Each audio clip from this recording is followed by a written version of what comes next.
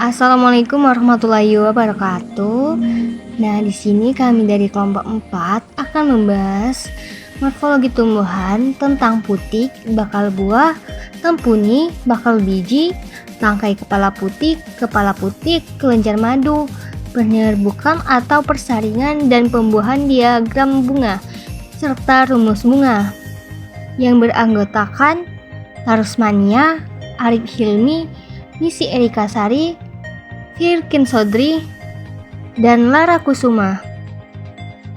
Nah, kita masuk yang pertama itu adalah pengertian putik, di mana putik merupakan bagian bunga yang paling dalam letaknya, dan kalau benang sari merupakan alat kelamin jantan, maka putik merupakan kelamin betinanya. Nah, ada bagian-bagian putik. Yang pertama ada bakal buah atau ovarium. Kemudian yang kedua ada tangkai kepala putik atau stilus. Kemudian yang ketiga adalah kepala putik atau stigma. Macam-macam putik. Menurut banyaknya daun buah yang menyusun sebuah putik, putik dapat dibedakan dalam dua macam. Yang pertama ada putik tunggal atau simplex, contohnya semua jenis kacang-kacangan atau berbuah polong. Yang kedua ada putik majemuk atau compositus, contohnya pada bunga kapas atau Gossypium sp. Kemudian ada bakal buah. Letaknya terhadap dasar bunga. Yang pertama ada bakal buah menumpang atau superus. Yang kedua ada bakal buah setengah tenggelam atau hemi-imperus. Yang ketiga ada bakal buah tenggelam atau imperus. Dapat dilihat pada contoh gambar di atas. Berdasarkan jumlah ruang yang terdapat dalam suatu bakal buah dapat dibedakan dalam beberapa macam. Yang pertama ada bakal buah beruang satu atau unilocularis, contohnya pada bunga pepaya, carica papaya. Yang kedua ada bakal buah beruang dua, bilocularis, contohnya pada kubis, Brassia oleracea. Yang ketiga ada bakal buah beruang tiga, triocularis, contohnya jarak, Ricinus communis. Yang keempat ada bakal buah beruang banyak atau multilocularis, contohnya pada durian atau Durio zibentinus. Tempuni atau placenta. Tempuni adalah bakal buah yang menjadi pendukung bakal biji atau menjadi tempat duduknya bakal biji. Menurut letaknya, tempuni dibedakan dalam beberapa macam. Yang pertama ada marginal atau marginalis. Yang kedua ada laminal atau laminalis. Untuk bakal buah yang hanya terdiri dari atas satu ruang, kemungkinan letak tempuninya adalah yang pertama ada parietal, parientalis, yang kedua ada sentral, centralis atau achilis, yang ketiga ada axillaris atau axillaris. Kemudian ada bakal biji atau opulum. Bakal biji adalah struktur pada tumbuhan berbiji yang melindungi dan menjadi tempat bersemayamnya sel telur atau ovum. Tumbuhan dengan bakal biji tertutup disebut dengan angiospermae, dan tumbuhan dengan berbiji terbuka disebut gymnospermae. Pada tumbuhan umumnya, bakal biji dapat dibedakan bagian-bagian berikut. Yang pertama ada kulit bakal biji atau integumentum. Yang kedua ada badan bakal biji atau nucellus. Yang ketiga ada kandung lembaga Saccus embryonalis, dan yang keempat ada liang bakal biji micropyle. Yang kelima ada tali pusar atau funiculus. Nah, berdasarkan letak bakal biji pada tempuni dapat dibedakan 5 posisi utama. Yang pertama ada tegak atau atropus, yang kedua ada mengangguk anatropus, yang ketiga ada bengkok atau campylotropus, yang keempat ada setengah mengangguk hemitropus, heminatropus, yang kelima ada melipat atau camptotropus. Dapat dilihat dari gambar perbedaan dari beberapa letak bakal biji pada tempuni. Nah, kita sekarang membahas tangkai kepala putik atau stilus. Tangkai kepala putik merupakan bagian putik yang biasanya berbentuk benang dan merupakan lanjutan bakal buah ke atas. Tangkai kepala putik tersebut berbentuk benang atau bulu yang dalamnya berongga, mempunyai saluran tangkai kepala putik atau canalis stilinus atau tidak. Umumnya, tangkai kepala putik mudah dibedakan dari tangkai sari karena kebanyakan lebih besar.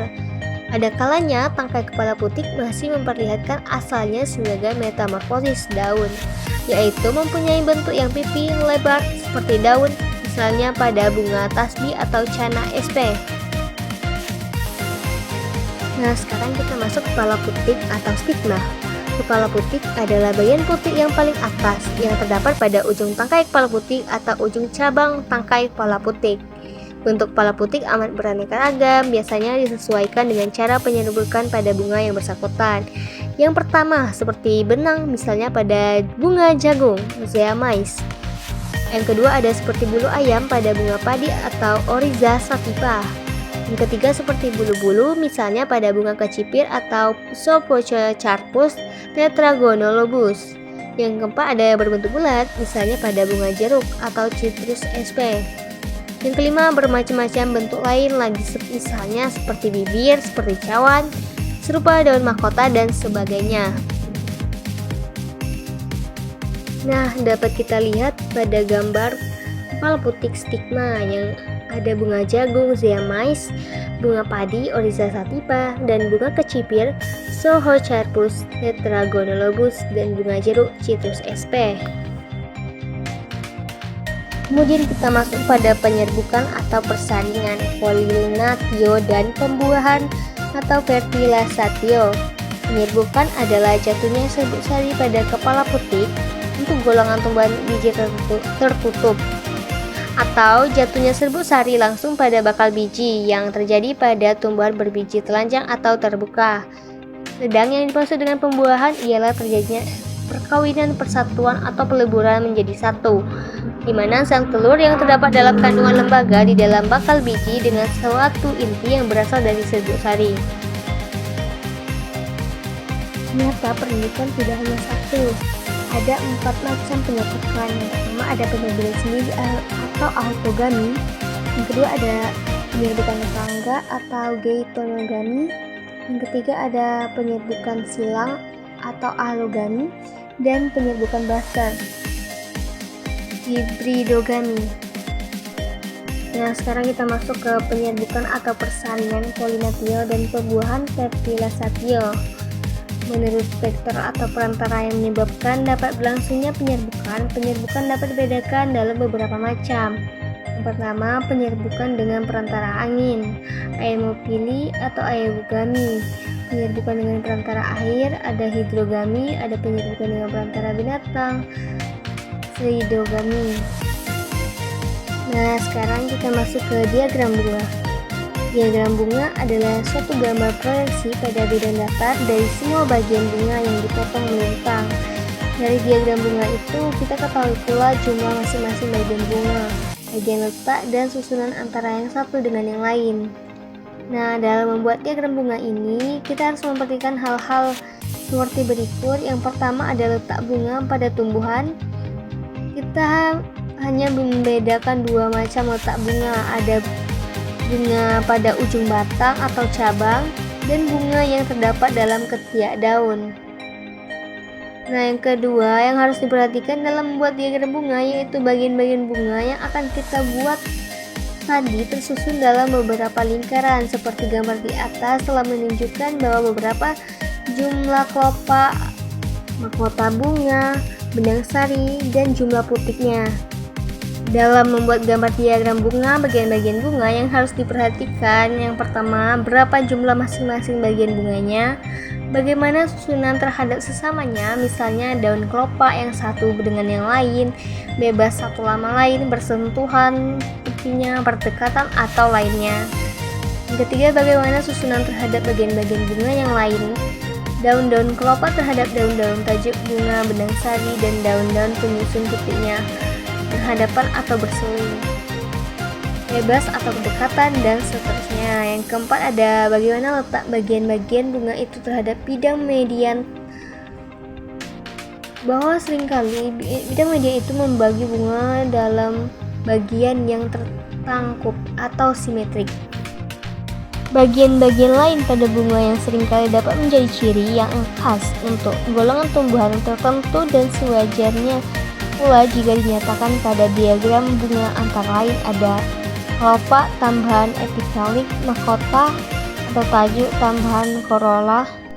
Ditemukan pula dalam membicarakan perihal bagian-bagian bunga bahwa ada bagian-bagian bunga yang mengalami metamorfosis atau tereduksi atau lenyap sama sekali. Dengan demikian, kita dapat membedakan dua macam diagram bunga. Nah, tadi diagramnya, sekarang kita mempelajari rumus bunga.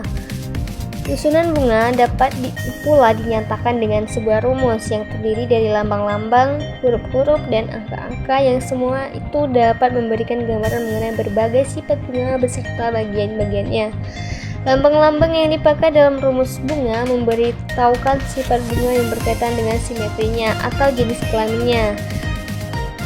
Huruf-huruf merupakan singkatan nama bagian-bagian bunga, sedang angka-angka menunjukkan jumlah masing-masing bagian bunga.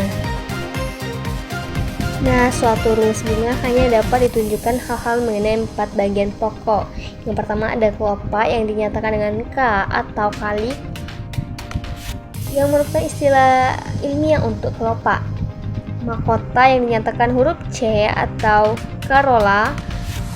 Yang ketiga ada benang-benang sari dinyatakan huruf A atau androecium. Yang ketiga ada putih dinyatakan dengan huruf G atau gynoecium. Nah, cara membuat rumus bunga. Yang pertama, tentukan jenis bunga yang ingin Anda buat rumusnya. Apakah bunga sederhana atau bunga majemuk atau bunga majemuk berbunga majemuk. Setelah itu tentukan variabel-variabel yang akan digunakan dalam rumus, seperti jumlah waktu, tingkat bunga, dan jumlah awal. Selanjutnya sesuaikan rumusnya sesuai dengan jenis bunga yang kamu pilih. Nah, itulah tadi penjelasan dari kelompok kami. Lebih dan kurang kami mohon maaf. Wassalamualaikum warahmatullahi wabarakatuh.